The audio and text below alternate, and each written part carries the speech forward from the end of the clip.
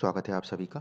आज का जो मेन इसमें हमें एनालिसिस लेना है वो ये कि दशा ने किस तरीके से अपने आप को शिफ्ट किया कि व्यक्ति बिजनेस की तरफ गए एक और दूसरा कर्ज इस समय तात्कालिक अवस्था में क्यों खड़ा हुआ।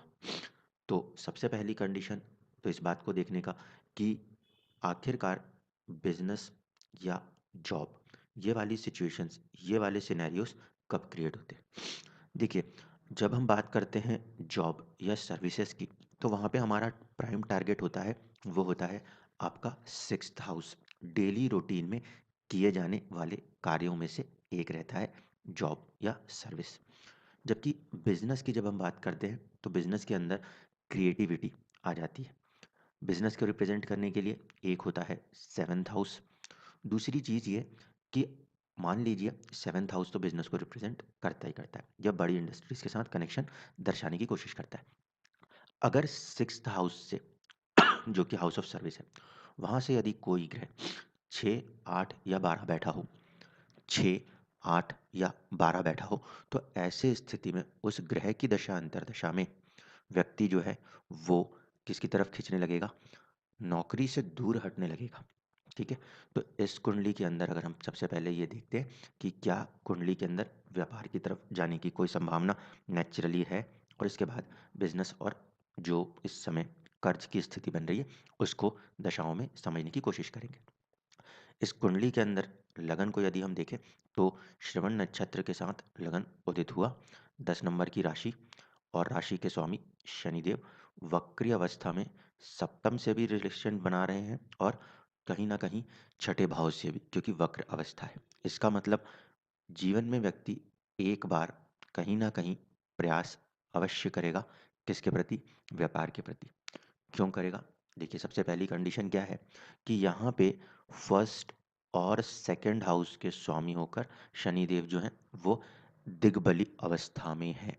दिग्बली अवस्था में होने के कारण कहीं ना कहीं वो ऐसी अपॉर्चुनिटीज पैदा करेंगे जिससे कि व्यक्ति उसकी तरफ खिंचना शुरू हो। सप्तम भाव व्यापार साझेदारी को दर्शाता है, और शनि सप्तम भाव में आए तो थोड़ा सा दिग्बली यानी कि नेचुरली उसकी तरफ खींचने में सफल हो जाया करता है।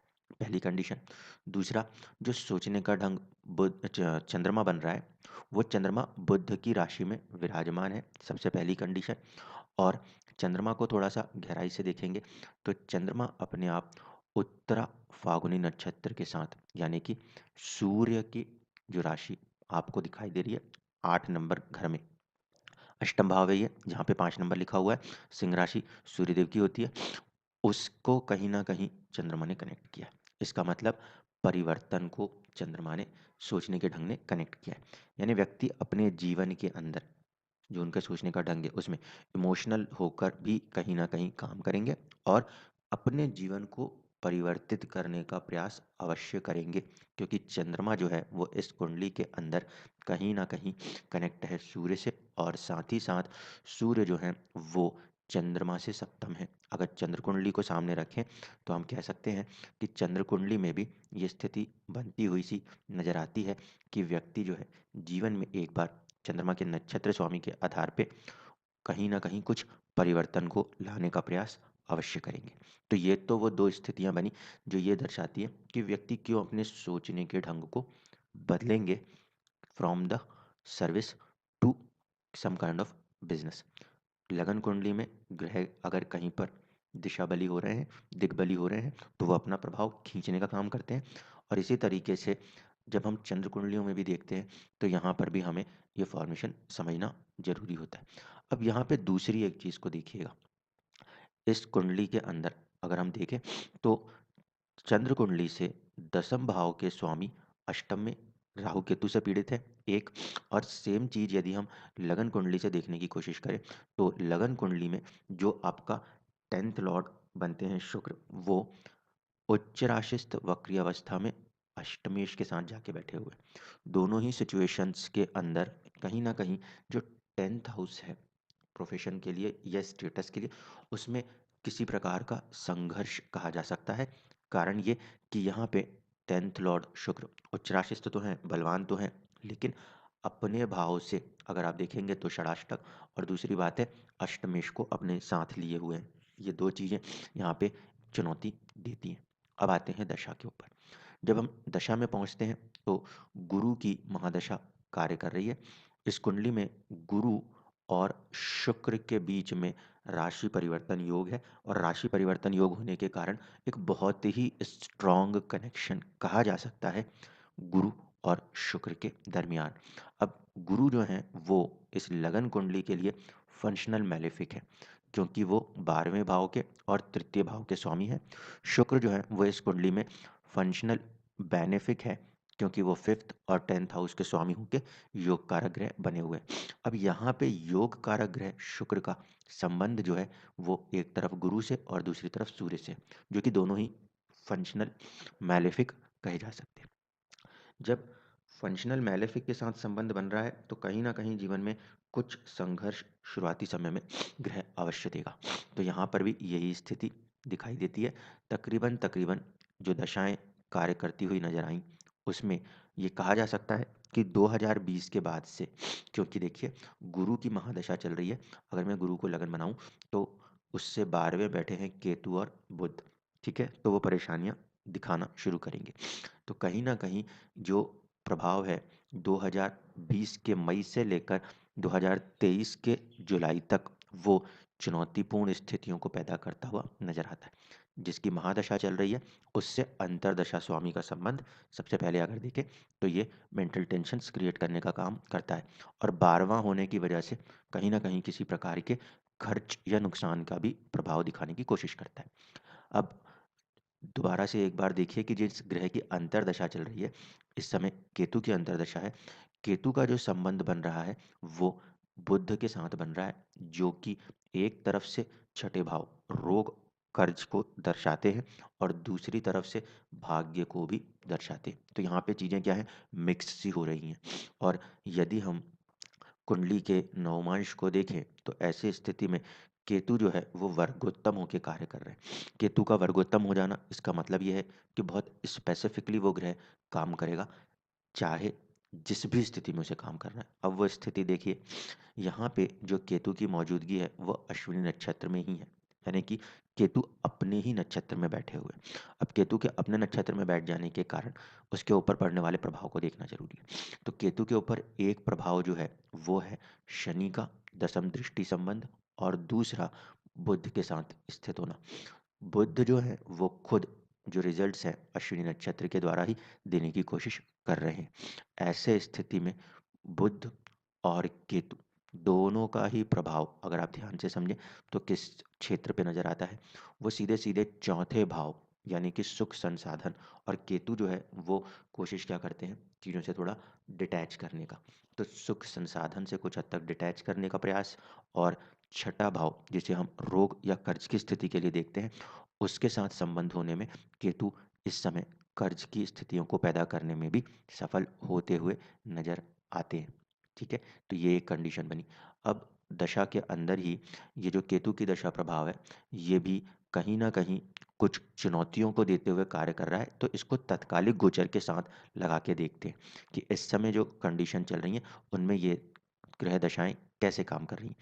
तो इस समय की अगर हम तात्कालिक कुंडली बनाएं और उसको इस 10 नंबर के लगन के साथ लगा के देखें तो हम देखते हैं कि महादशा स्वामी गुरु जो हैं वो अपनी राशि में तृतीय भाव में चल रहे हैं, जिसकी वजह से वो कहीं ना कहीं साहस और पराक्रम देने का कोशिश कर रहे हैं अपने जीवन में किसी तरीके के बदलाव को लाने के लिए।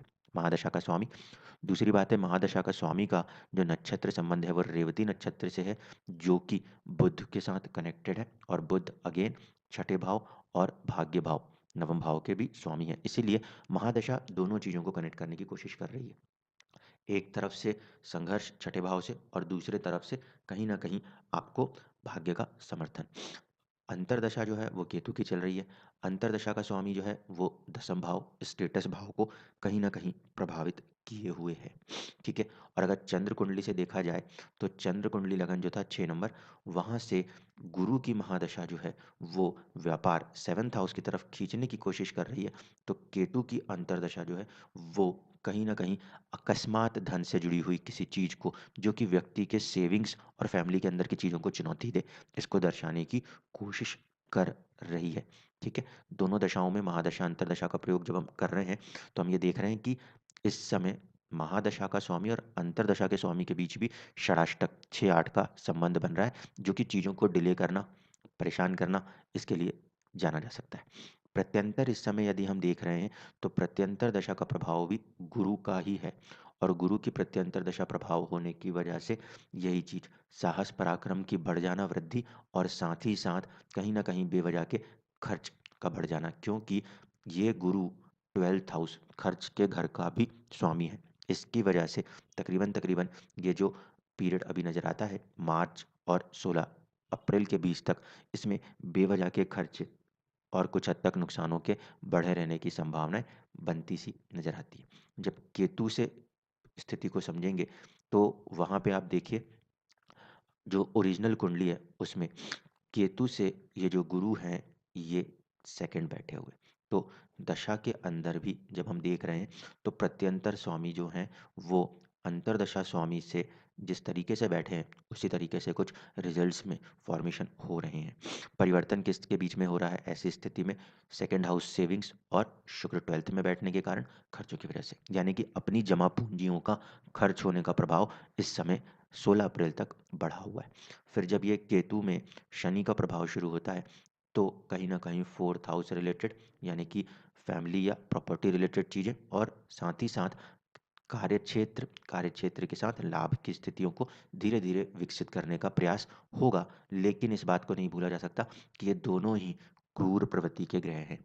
ऐसी स्थिति में अगर हम देखें और तात्कालिक गोचर को ध्यान में रखते हुए इस समय अगर हम देखते हैं, तो हमें ये समझ में आता है कि केतु से जो स्थिति है, गुरु की तो अभी हम देख ही रहे हैं, शनि की स्थिति जो है वो पंचम में है और लगन कुंडली से लाभ भाव में। तो लाभ तो होगा, लेकिन शनि और केतु दोनों थोड़े से क्रूर नेचर के ग्रह हैं। इसकी वजह से चीज़ें थोड़ी रुक-रुक के, देरी से और अत्यधिक मेहनत से, क्योंकि शनि मेहनत ज़्यादा कराएँगे, फिर फल देंगे, ऐसी स्थिति में कार्य कर रहे हैं। इस वजह से जो आने वाले समय है, उसके अंदर जुलाई तक की अवधि में आपको कुछ चुनौतियों का सामना होगा, लेकिन थोड़ा-थोड़ा करके कुछ लाभ की स्थितियाँ बनती हुई निर्मित होंगी। ठीक है? दशमांश कुंडली के अंदर यदि हम स्थिति को क्लियरली देखना चाहें, तो हम यहाँ पे भी समझ सकते हैं कि इस समय जो दशमांश कुंडली में स्थिति बन रही है, वो ये है कि गुरु जिसकी महादशा चल रही है, वो परिवर्तन करना चाह रहे हैं, और साथ ही साथ जो इस समय अंतर्दशा स्वामी है, वो रिसोर्स क्रिएट करने की कोशिश कर रहे हैं। ठीक है? तो व्यापार में जाने की सबसे बड़ी वजह जो बन रही थी, वो ये पहली कंडीशन कि सर्विस वाले हाउस से ये जो ग्रह है, इसका संबंध 12वें है, तो दूर हटाना, और दशमांश की कुंडली में जो गुरु है, उसका सीधा-सीधा लगन से संबंध और सप्तम पे दृष्टि, ये स्थिति जो है व्यक्ति को फ़ोर्सफुली खींच रही है, क्योंकि गुरु जो हैं वो दशमांश में कार्यक्षेत्र की कुंडली में दिशा बली होके काम कर रहे हैं। इसलिए गुरु की दशा में व्यक्ति बहुत स्ट्रॉन्ग फोर्स के साथ व्यापार की तरफ खिंचते हुए से नज़र आ रहे हैं। धन्यवाद।